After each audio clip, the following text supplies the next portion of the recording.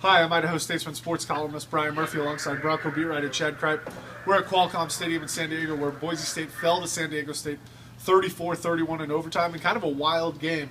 Boise State certainly had their chances. What stands out to you, Chadd? They just didn't play very well, and this is this is four big games they've had this year, and they haven't played well in any of the games. And way too many mistakes. The offense didn't show up until maybe the end of the third quarter, and it's just bad football. This isn't Boise State football. I thought a couple plays really stood out. The interception return for a touchdown just seemed like a dumb play.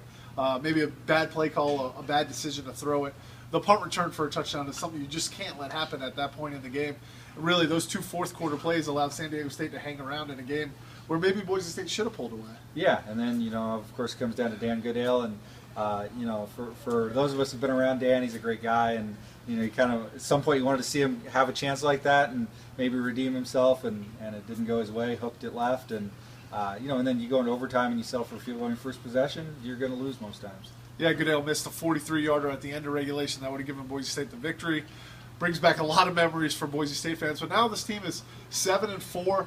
The Mountain West Mountain Division is now out of their hands. They can still make it, but they need some help with Utah State losing next week. They need Utah State to lose.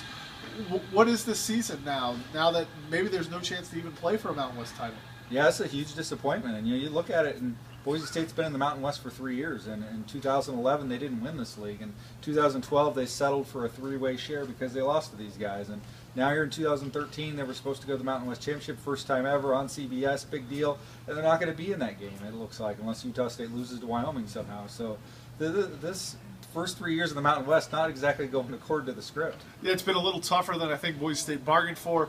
And then I think there are going to be some question marks about offensive coordinator Robert Prince and quarterback Grant Hedrick. Grant probably had his worst game at this and BYU, and Joe Southwick's getting healthier. He probably wasn't ready to play today, but maybe ready next week.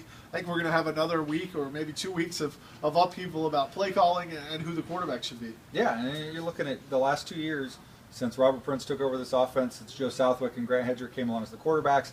5 times already they've not scored an offensive touchdown in the first half, and it's been in BYU, Michigan State, San Diego State. These are games, big games against tough defenses, and they're not delivering on offense.